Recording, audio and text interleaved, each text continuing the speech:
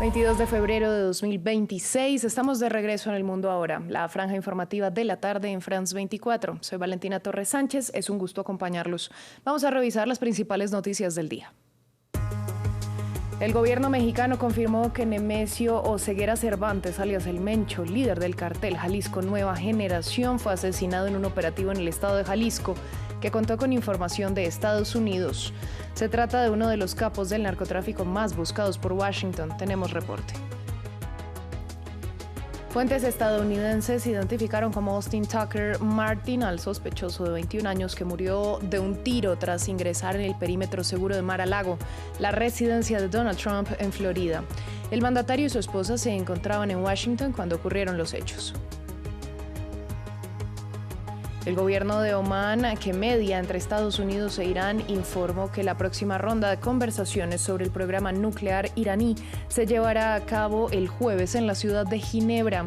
Desde la Cancillería omaní indicaron que las negociaciones avanzan con un impulso positivo hacia lograr un pacto.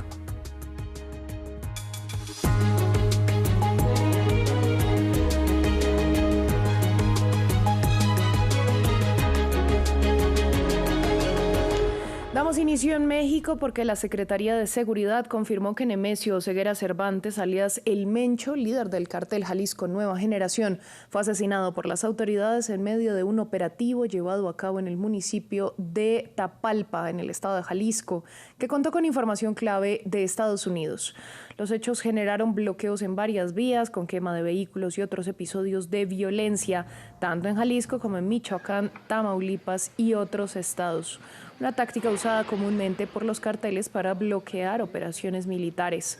Para ampliar la información, conectamos con Jorge Hurtado, corresponsal de France 24 en México. Jorge, ¿qué es lo más reciente que se conoce sobre este operativo? Era uno de los narcotraficantes más buscados no solamente de México, sino de todo el mundo. Lo poco que se sabe es que el operativo se realizó en la mañana de este domingo, alrededor de eso de las 9 de la mañana, en Tlalpalpa, Jalisco, y el operativo detonó un brote de violencia en al menos 5 estados de la República Mexicana. Lo poco que han dicho las autoridades es que el Mencho murió cuando era trasladado en helicóptero desde Jalisco hacia Ciudad de México. Hay que recordar que Estados Unidos pedía una recompensa de $15 millones por su cabeza y era líder y fundador del cartel Jalisco Nueva Generación. El subsecretario de Estado de Estados Unidos también confirmó la noticia. Aquí a nivel local lo hizo la Secretaría de Defensa, en donde comunicaron de esta captura y también del operativo. Christopher Londow, el subsecretario de Estado estadounidense, decía: los tipos buenos son más fuertes que los malos. Y la embajada no decía que ningún estadounidense había participado en el operativo. Sin embargo, las autoridades mexicanas de seguridad sí confirmaron que en el operativo contó con parte de la inteligencia estadounidense. Es el primer gran golpe que da el gobierno de Claudia Sheinbaum al cartel Jalisco Nueva Generación, y lo hace de una forma contundente, capturando a su máximo líder y su fundador. La estrategia de seguridad hasta ahora se había enfocado solamente en otros estados como Sinaloa, Michoacán, Guanajuato y también en Chiapas. Jorge, hablemos de esos hechos de violencia registrados en varios estados y qué determinaciones han tomado las autoridades para enfrentarlos. Bueno, los hechos de violencia han derivado en varias alertas de seguridad. Estados Unidos, Canadá emitieron alertas a sus ciudadanos para al menos 5 estados. Lo que ocurrió fue que después del operativo que derivó en la captura y en la posterior muerte de este líder del cartel Jalisco Nueva Generación, los brotes de violencia comenzaron a extenderse por varias ciudades, llegando incluso al centro de Guadalajara, en los alrededores del aeropuerto de Guadalajara, también incidentes en el aeropuerto y en la ciudad de Puerto Vallarta, una zona muy turística, un día domingo donde muchas familias estaban regresando de sus vacaciones. Posteriormente, por esta situación de violencia en la que todavía las autoridades no han confirmado cuántos heridos o cuántas cantidad de personas fallecieron durante estos hechos, pues las aerolíneas y las autoridades han comenzado a tomar medidas restrictivas. Han pedido calma a sus ciudadanos, han pedido que no salgan de sus casas. Incluso el gobernador de Jalisco pidió a las personas que no viajen en carretera. Aerolíneas como Viva Aerobús y también Volaris cancelaron vuelos hacia Guadalajara y se cancelaron eventos masivos como conciertos, reuniones masivas e incluso un partido icónico de fútbol que se iba a realizar el día de hoy. Y preventivamente las autoridades de Nayarit y también las autoridades de Jalisco suspendieron las clases para este lunes porque todavía a esta hora la situación de violencia continúa en algunos puntos de estos estados. Pues Jorge, a usted muchas gracias por esta ampliación. Estamos muy pendientes de lo que ocurra allí. Nosotros vamos ahora a Estados Unidos porque fuentes cercanas al hecho informaron que el sospechoso que ingresó al perímetro seguro de Mar-a-Lago, la residencia de Donald Trump en Florida, fue identificado como Austin Tucker Martin. El joven de 21 años, nacido en Carolina del Norte, había sido reportado como desaparecido por su familia. Martin ingresó al lugar por la entrada norte, mientras que otro vehículo salía a la 1:30 de la mañana. Y fue confrontado por agentes del servicio secreto que dispararon en una ocasión causándole la muerte. Previamente, Antoni Belchi, corresponsal de France 24, nos amplió desde Mar-a-Lago. Pues sí, se sabe que este hombre había accedido a esta madrugada, a 1:30 de la madrugada, hora local aquí en Palm Beach, al perímetro de seguridad de este club privado, el club privado de Mar-a-Lago aquí en Palm Beach, la residencia del presidente Donald Trump, y habría entrado con un bidón de gasolina y una escopeta. En ese momento, agentes del FBI, también del sheriff del condado de Palm Beach, le habrían indicado que dejara ambas cosas. El hombre, según el relato de las autoridades, dejó únicamente el bidón y sostuvo, dice la policía, la escopeta en posición de disparar. Fue en ese momento cuando las autoridades actuaron de inmediato y neutralizaron a este hombre que falleció en el lugar de los hechos. Se sabe que efectivamente este hombre ha sido identificado como Austin Tucker Martin, de 21 años. Este joven habría sido reportado como desaparecido por sus familiares en Carolina del Norte. Las autoridades señalan que esta es aún una operación activa. Han aclarado que ni el presidente Donald Trump ni su esposa Melania se encontraban en el lugar de los hechos en el momento que ocurrieron. Estaban en Washington y están pidiendo a los vecinos de la zona que revisen las cámaras de seguridad para ver si encuentran a alguien sospechoso para que lo reporten así a las autoridades. Básicamente porque insisten las autoridades que esta es una operación activa. No se sabe aún el motivo por el que ha podido actuar en esta madrugada aquí en las instalaciones del club privado de Mar-a-Lago, y las autoridades también han confirmado que los agentes llevaban cámaras corporales, con lo cual han tenido registro de todo lo que ha ocurrido en estas últimas horas aquí en Palm Beach con este incidente. En otras noticias, el Ministerio de Exteriores de Omán informó este domingo que la próxima ronda de conversaciones entre Estados Unidos e Irán se llevará a cabo el jueves en la ciudad de Ginebra. El funcionario aseguró que las negociaciones llevan un impulso positivo y aún buscan lograr un acuerdo sobre el programa nuclear de la República Islámica. El presidente Masoud Pezeshkian reiteró en X que su país está comprometido con la paz y la estabilidad en la región. En Afganistán, al menos 18 personas perdieron la vida por bombardeos pakistaníes a lo largo de la frontera durante la noche del sábado al domingo. Se trata de la ofensiva más mortífera desde octubre. Las autoridades de Islamabad aseguraron que mataron a al menos 80 milicianos de grupos armados y argumentaron los ataques como parte de su lucha contra el grupo armado talibán pakistaní y contra el autodenominado Estado Islámico. Cuando Pakistán atacó zonas cercanas a su frontera durante la noche, algunos residentes pensaron al principio que se trataba de un terremoto. Las potentes explosiones destruyeron viviendas y causaron muertos y heridos entre sus ocupantes.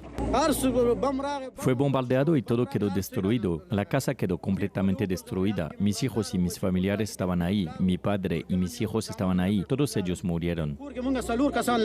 El gobierno pakistaní afirmó que los objetivos eran 7 campamentos utilizados por los talibanes pakistaníes que operan desde Afganistán. Aseguran que el gobierno talibán de Kabul, que volvió al poder en 2021, ha permitido al grupo militante utilizar su territorio para lanzar una ola de atentados suicidas contra Pakistán. Los talibanes niegan la acusación. A medianoche, aviones pakistaníes bombardearon las zonas de los distritos de Khogiani, Hanihel y Bisud. Murieron civiles. En una casa había 23 miembros de una misma familia. Los mujahidines talibanes sacaron a 5 heridos.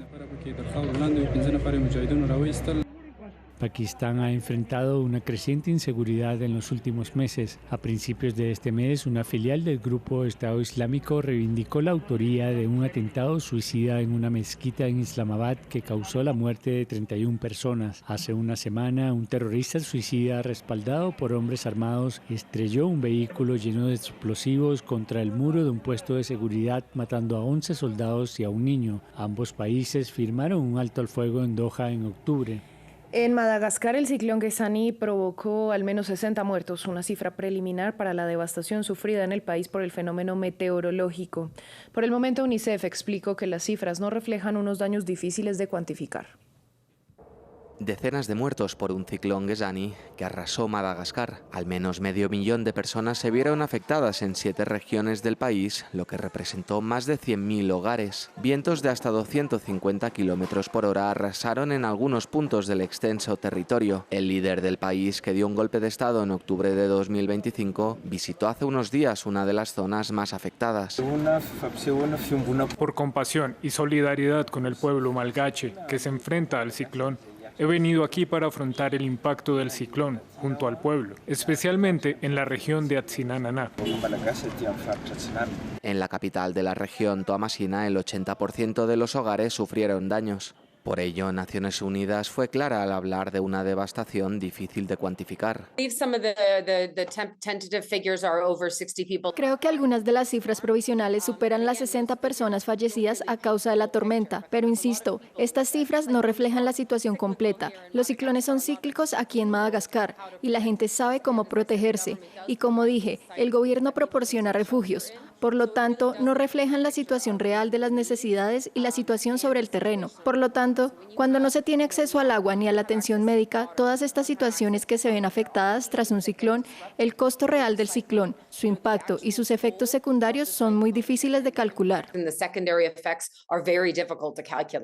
El ciclón pasó a Mozambique, pero las organizaciones internacionales alertan que volverá a tocar el sur del país próximamente. Por ello, Madagascar no baja la guardia y sigue instaurado el estado nacional de emergencia.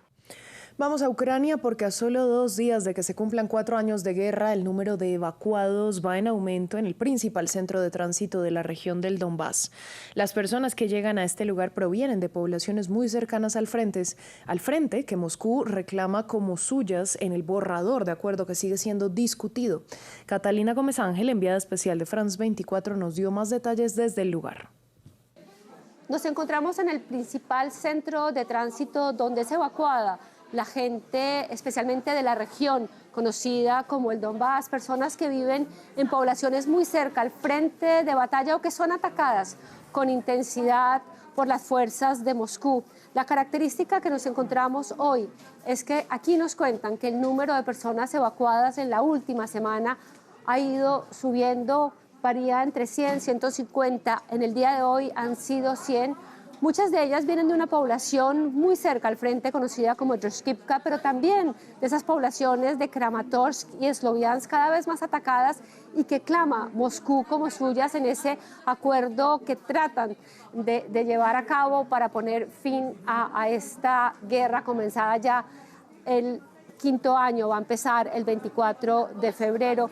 Nos cuentan aquí que las características de las personas que llegan es de extremo cansancio. Muchas de ellas llevan sin dormir días y meses por los ataques continuos. Muchas tienen miedo de que la guerra los persiga. Muchas ya han ido cambiando de lugares, por ejemplo, de poblaciones como Bakhmut, pasaron a Druzhkivka, Kramatorsk, que ahora se sienten otra vez atrapadas por la guerra.